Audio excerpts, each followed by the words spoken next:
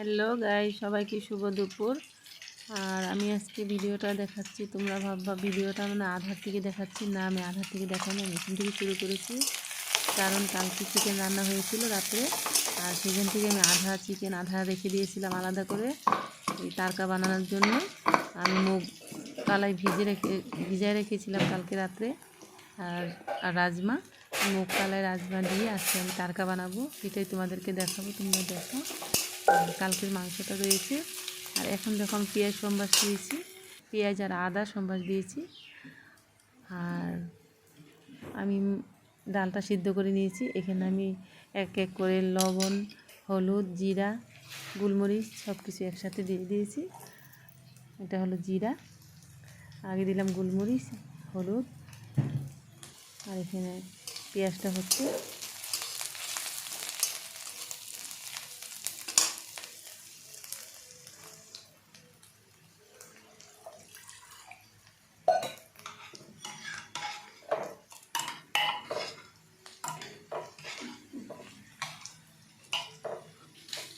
Mix করে নিলাম সব কিছু একসাথে।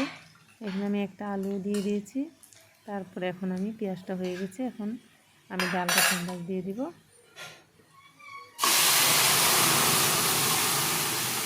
ডালটা সম্বাস দেওয়া হয়ে গেল।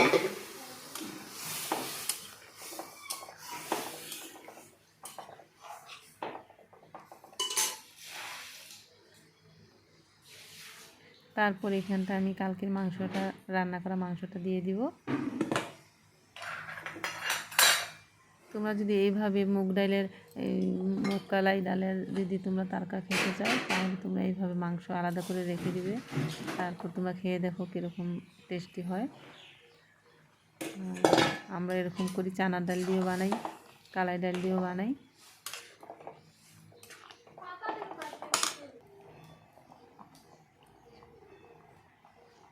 এখানে আমি দিয়ে দেবো এলাচ গুঁড়ো, এলাচি গুঁড়ো দিয়ে দিলাম।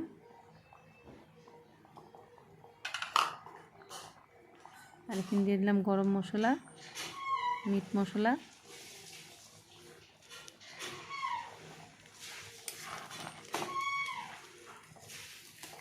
এটা একটা অসাধারণ টেস্টি হয়।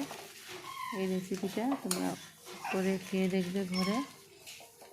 একভাবে তো মাংস সবসময় খাওয়া হয়, কিন্তু আধা মাংস আলাদা করে রেখে তারপরে এই ডাল দিয়ে তারকা বানিয়ে খেয়ে দেখো।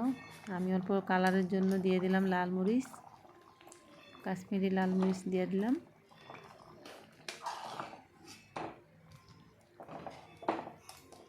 এখন আমার রান্নাটা কমপ্লিট হয়ে গেল। তোমাদের যদি ভালো লাগে ভিডিওটা দেখে, তাহলে তোমরা লাইক সাবস্ক্রাইব করবে প্লিজ। আর আমার ভিডিওগুলো দেখো তোমরা। এই যে এরকম হয়েছে তরকারিটা। বাই সবাইকে।